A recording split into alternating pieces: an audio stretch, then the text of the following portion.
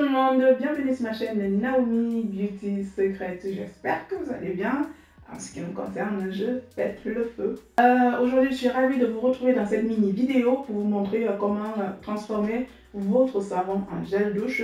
Ceci, c'est mon savon au curcuma. J'ai une fille qui n'apprécie pas trop le côté savon. Elle m'a dit, Naomi, ton savon a l'air top, top, top. Est-ce que tu pourrais me le faire sous forme de gel douche? Je lui ai dit, d'accord, pour toi, je vais le faire parce que je t'adore. Et du coup, j'ai transformé mon savon curcuma en gel douche. Alors en fait, j'ai pas mal de fins de savon. En fait, quand je fais des découpes, en fait, il y a des chutes, voilà, c'est des chutes de savon. Et du coup, je ne les jette pas souvent, je les laisse parce que je sais qu'un jour, je vais m'en servir quand j'aurai beaucoup de temps. Et du coup, voilà, ça tombait bien. Donc, j'ai récupéré les chutes de savon que j'avais et j'ai juste râpé et j'ai fait ma petite mixture histoire d'obtenir un gel douche au curcuma, une tuerie pour la peau, et je vous montre tout ça bien entendu à la suite de cette vidéo. Alors si tu n'es pas encore abonné, je t'invite à le faire. Active bien la petite cloche de notification pour ne rien louper de mes nouveautés et pour vous les anciens, merci du fond du cœur. À la fin de la vidéo, si vous aimez bien, n'hésitez pas, n'oubliez pas de mettre un petit like, n'oubliez pas de vous abonner si vous ne l'avez pas fait.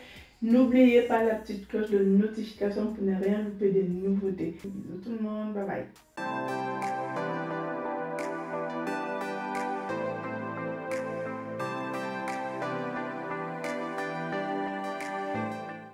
Bonjour tout le monde, on va directement commencer notre tutoriel par les chutes de mes savons. Donc là je précise que c'est mon savon au curcuma. Donc c'est plusieurs savons différents, d'où la couleur qui va changer un peu en fonction de ce que j'avais fait. Néanmoins on est sur un savon clarifiant, nettoyant pour tout ce qui va être teint terne, imperfection. Du coup voilà, donc vous allez commencer par râper vos savons de façon à ce que vous obteniez des petits copeaux. Ça va faciliter la fonte du savon au contact de l'eau. Donc rien de bien compliqué. Je précise déjà que je suis déjà sur un savon qui est surgraissé à 7-8%, c'est-à-dire c'est un savon qui ne va pas vous assécher la peau, donc le surgraissage est déjà top.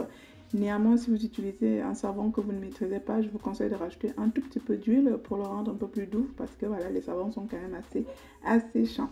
Donc voici ce qu'on obtient au bout d'un certain temps, nos petits copeaux qui sont prêts. Derrière, il vous faut de l'eau déminéralisée qu'on va faire bouillir. Et du coup, une fois que l'eau est bouillie, vous allez tout simplement rajouter de l'eau bouillie chaude dans vos savons pour les faire fondre. Alors, je précise que je n'ai pas fait de mesure particulière parce que je ne maîtrisais pas trop ce que ça allait donner derrière. Donc, j'ai vraiment ajusté au fur et à mesure. Je ne voulais pas faire d'ajout de gomme pour épaissir ma préparation. Je voulais profiter de mes savons pour obtenir un gel en fait, sans pour autant faire des ajouts supplémentaires. Donc, je laisse poser le tout. Je remue de temps à autre pour bien favoriser la fonte homogène de mes savons. Et derrière, on va passer à la suite.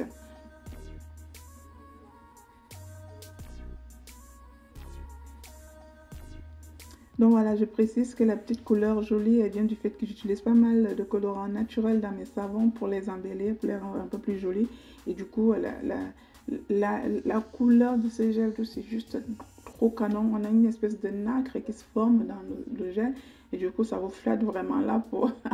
Alors, il faudra un citron en entier pour le côté clarifiant, pour le côté nettoyage en profondeur. Parce que comme je suis sur une dilution, je voulais accentuer aussi le côté clarifiant, nettoyant de mon savon. Donc, je prends un citron en entier pour le rendre un peu plus efficace.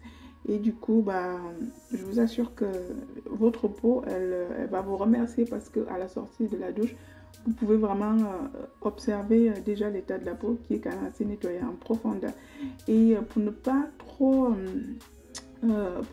jouer sur l'agression du savon, je viens rajouter du miel pour le côté hydratant, apaisant. D'ailleurs, si vous avez des démangeaisons au sortir de la douche, je vous conseille de rajouter du miel dans vos savons. Ça va vous apaiser et calmer les irritations. Et donc, le miel est c'est un anti-inflammatoire, c'est un agent hydratant. Voilà, c'est quelque chose qu'il ne faut pas hésiter à utiliser si vous avez souvent des problèmes de démangeaison. Derrière, j'ai pas eu la patience jusqu'au bout.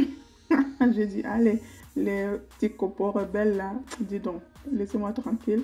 Je filtre le tout et j'obtiens une belle onctuosité, mais vraiment comme je voulais. Et franchement, le savon il est juste canon, quoi. Déjà, le savon seul, sous forme solide, c'est une tuerie, parce que ben, les filles me disent toujours, Naomi, fais que le savon au curcuma. Celui-là, il est vraiment top de chez top. Donc, je rajoute du Cosga parce que, comme vous vous doutez, j'ai rajouté de l'eau dans mon savon. Et du coup, vous savez que l'eau dégrade pas mal de produits parce qu'il y a des micro-organismes qui viennent s'y développer. Hein. Donc, faut que vous rajoutiez absolument un conservateur antimicrobien. Et du coup, voilà, l'équivalent de 100 ml correspond à 19 gouttes de Cosga. Ça vous permettra de faire des ajustements à la maison. Regardez-moi ces bijoux. Oh, purée, franchement. C'est vraiment comme des gels douche du commerce. Et c'est ce que, si vous voulez éviter de rajouter de la gomme dans vos préparations pour épaissir, vous pouvez jouer sur l'onctuosité naturelle, c'est-à-dire vous allez vraiment ajuster la texture de votre gel. Si c'est trop liquide, vous rajoutez du savon. Si c'est trop pâteux, compact, vous rajoutez tout simplement de l'eau. Et ça donne vraiment un résultat assez magnifique. Donc je vais conditionner le tout dans des contenants propres et stérilisés. Et je vais juste mettre à l'abri de la chaleur et de la lumière. Et je vous assure les filles et les garçons que ça, c'est de la bombe. Non, il est trop... Non, il est top ce savon d'ailleurs. Je vais en refaire parce que je trouve qu'effectivement, c'est plus facile à utiliser en fait. C'est plus facile d'usage. Tu peux te prendre un savon, c'est un peu plus contraignant, mais même si aujourd'hui je n'ai plus aucun souci avec les savons, mais c'est plus facile à utiliser un gel douche qu'un savon. Donc voilà, je vous montre juste pour vous donner une idée du savon. Non seulement il est nettoyant du fait que vous avez vu comment il est fait. Hein. Je vous passe la fabrication de base de mon savon au curcuma.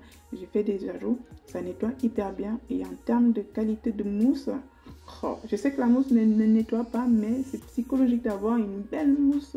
Quand on se nettoie, ça facilite déjà qu'on se frotte mieux le corps. Et du coup, c'est un facteur psychologique parce que la mousse est synonyme de propre.